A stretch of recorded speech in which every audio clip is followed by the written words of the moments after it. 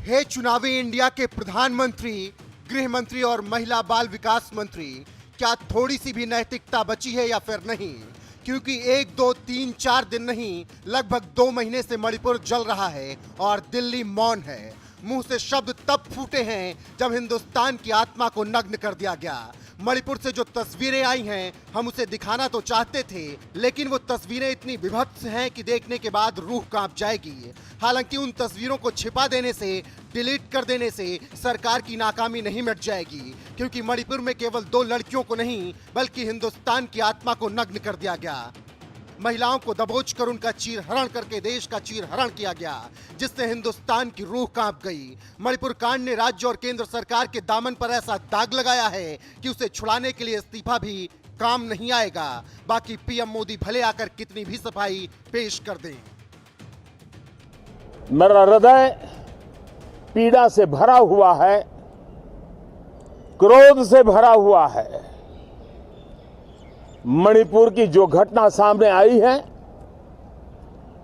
किसी भी सभ्य समाज के लिए यह शर्मसार करने वाली घटना है। पाप करने वाले, गुनाह करने वाले कितने हैं, कौन है, वो अपनी जगह पे है, लेकिन बेइज्जती पूरे देश की हो रही है। 140 करोड़ देशवासियों को शर्मसार होना पड़ रहा है। यानी जब तक कोई वीडियो वायरल नहीं होगा तब तक प्रधानमंत्री मौन रहेंगे। जब तक हैवानियत किसी औरत या उसके समूह पर सारी सीमाओं को ना लांघ जाए तब तक प्रधानमंत्री मौन रहेंगे। जब तक महिलाओं को नग्न अवस्था में पूरा शहर ना घुमा दिया जाए तब तक प्रधानमंत्री मौन रहेंगे। गजब है।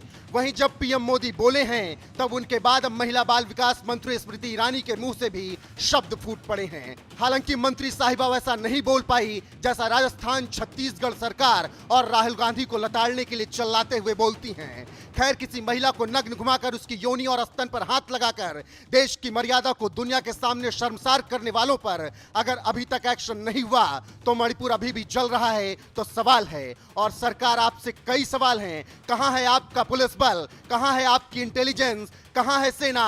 कहां है बुलडोजर? क्या कर रहे हैं सीएम? क्या कर रहे हैं गृह मंत्री? क्या कर रहे हैं एनएसए? ये सवाल सिर्फ मणिपुर के उन 2 लड़कियों का नहीं बल्कि देश के हर एक शख्स का है। बाकी ट्वीट के जरिए दिल्ली से मरहम लगाने का दिखावा तो चल ही रहा है। मणिपुर से आया 2 महिलाओं की यौन उत्पीड़न का भयावह वीडियो निंदनीय और सर्वथा अमानवीय है।